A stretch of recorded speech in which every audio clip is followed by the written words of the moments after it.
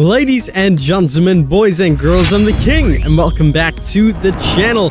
Today, we are going to be talking about bad perks in Dead by Daylight and some ideas and concepts that we can use to fix this. We've made a video like this a very long time ago, over 7 months ago, where we spoke about some of these perks, gave some ideas, and since then some perks have been changed. Some perks that we mentioned there didn't get changed, so we're going to revisit this idea with 4 perks that really can use some changes, talk about them, and if you guys enjoy, we'll continue this and maybe make a bigger list. Before we jump on into this video, however, today's video is sponsored, and that sponsor is Big O Live. So as you guys know, for the past couple of weeks, I've been streaming on Big O Live, and it has been absolutely amazing, and you guys can get started with streaming yourself or just exploring the app. Big O is super easy to access and is one of the most popular live streaming apps that you can access all in one place. So Big O has some awesome sections. The first one is the showbiz, where you can just stream, be yourself, have fun, and talk to your audience.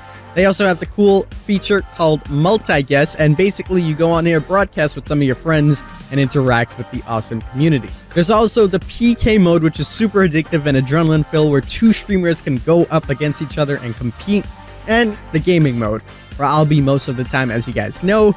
And here, you basically interact with streamers playing games, having fun, and doing their thing. I highly encourage you guys to go and download and check Big O out, because this is an awesome community where you can find some of your favorite streamers there and just feel a sense of belonging. So, if you guys are interested in that, please download Big O down below in the description. You guys can also follow me, where we're going to also be doing some giveaways of Amazon gift cards, and on top of that, Big O is also hosting a $5,000 giveaway for a PS5, a keyboard and mouse, a monitor, a headset, and an Alienware computer desktop. All you need to do to be entered is to download the app and follow me there. We'll be live every single day, so make sure you guys come and check it out. Alrighty guys, with that being said, we can go ahead and talk about these perk changes that we would bring on into DBD. And we're going to start with the perk that I think can use the most changes, and that's No Mither. So we all know how No Mither works. You know, you're affected by the broken status effect for the entire trial. You do not leave any pools of blood. Grunts of pain caused by injuries are reduced by 0, 25, and 50. It grants you the ability to fully recover from the dying state. Now, the pros are good, but the cons of the perk kinda suck. And once you run No Mither, it's kinda the meme. Everybody knows about it, and that's that. So there's a simple but effective fix to this. All that they need to do is make it so that when you start off the trial, you start off healthy, and you can heal up until you are downed. Once you are downed, you can then recover, just like Unbreakable, Soul Guard, whatever the case may be, get back up, and then you will have the broken status effect. You won't be able to heal yourself, nobody will be able to heal you, and the killer will not know that you have the broken status effect. This way, the killer, can't anticipate that you'll have something like Dead Hard as soon as they find you until, you use it or anything like that. So that way they can't automatically know, oh, they have No Mither, they're pretty much dead. That way the perk can actually be a little bit more viable. Besides that, there are complete overhauls that people have given to this perk, but I think a simple but effective change to No Mither is what I just said, and I'm sure a lot of you guys can agree with it, and then the perk can be a little bit more viable in that sense.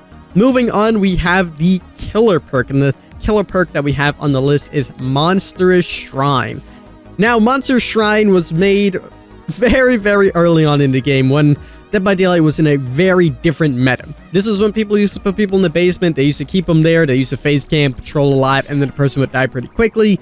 Obviously, in 2020, the game doesn't really work like that anymore, so Monstrous Shrine is one of those perks that can really use a 2020 overhaul. So what exactly does the perk do?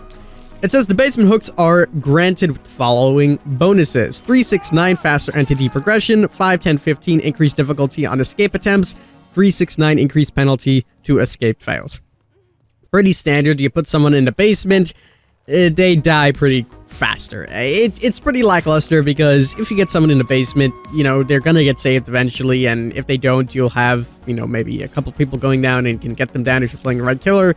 The perk isn't that effective, So how can we make Monstrous Shrine effective? Quite simple. Instead of doing these bonuses for the basement hooks, you do it to regular hooks. That is literally it. Every single thing that is here: 3, 6, 9 entity progression, 5, 10, 15 difficulty to escape, 3, 6, 9 increase to escape fails. Make that so it's on regular standard hooks. Now, obviously, that would be a little strong if the person is just face camping you and waiting right there, because you know, they'll be going down faster. So in order for this perk to be active, you would need to be 24 meters away. If you're not 24 meters away, it will not work.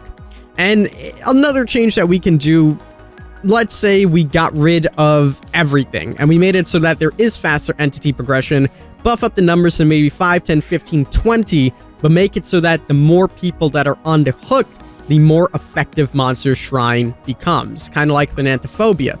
So that way, if one person's on the hook, 5% entity progression. 2 people, it'll be 10% for everybody. 3 people will be 15. Obviously, we can't have 4 because everybody would be dead, but just a concept and a cool idea that I think would work pretty well with Monstrous Shrine, and it could honestly make that perk go from 0 to hero. Let's go ahead and talk about another perk on the list, and that is going to be a survivor perk, and that survivor perk is Visionary. Now, Visionary is one of the newer perks that was introduced into the game with Felix, and it's more over for the new players, and even then, it doesn't really help that much. For those of you guys that don't know what Visionary does, quite simple. You see the auras of generators within 32 meters. That's it. Anytime a generator is completed, Visionary is disabled for 20, 18, and 16 seconds. Not much to the perk. It's more of a perk for newer players that are in the game. And again, this is a perk that we can buff up and make better. With a simple fix, we can make this perk go, you know, just a meh perk for new players to something that can be quite interesting and even work for some other players. And that simple fix is keeping it the way it is and making it so that if you're working on that generator and the killer is coming within that radius of 32 meters, let's say, you will see their auras. This way you can actually have some feedback on where the killer is, know if you want to be stealthy and to hide, where the killer is coming from, how to hide, things like that. For newer players, it works very well. Gives them a lot more information. Not only will they see generators, they'll see where the killer is coming from, and even for some more experienced players just being stealthy, it also works for them there. It's not the best buff that we can give to the perk, but it's something that will definitely make it a lot better. And finally, we move on to the final perk that I have written down, and that is Gearhead. Gearhead is pretty simple. If you hit a survivor twice with your basic attack, the next time someone gets a good skill check on a generator, that generator is highlighted in yellow for a set amount of time.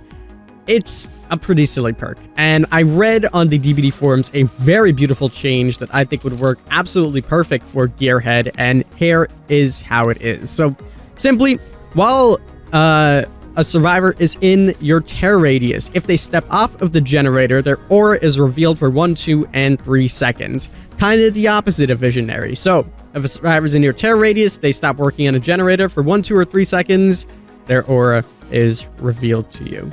Pretty nice buff. I think this will help a lot, especially giving killers a lot more information. I can see how this is going to work really, really well on certain killers, especially with Tinkerer. You know, it has great synergy with some of the perks, and the faster mobility killers will definitely benefit from this. So you just go over to a generator, someone steps off, you know exactly where they are. Now, there's some situations where people are very stealthy. This is going to help you a lot. Normally, though, for those of you guys that are thinking this might be a little bit too strong, if the killer runs over straight to a generator and you're still working on it, they will see you. If it's a little bit too overpowered with the 32 meters, we can also make it so it's like 12, 16, 18, something smaller. I didn't really think too much about how this would work game balance-wise, but just some concept and ideas that I think would work pretty well. But ladies and gentlemen, that is going to wrap it up for this video. I hope you guys did enjoy. If you did, make sure you leave a like down below. And if you did enjoy this video, let me know, because I have a lot more perks that we can cover. We can make a full-on killer list and a full-on survivor list on 2 separate videos if you guys want to see that. And if you have any perk changes, let me know in the comments below. But that's going to wrap it up for this video. I hope you guys did enjoy. If you did, leave a like, share with your friends. As always, I'm the King. I tip my crown to you guys, and we'll see you in the fall.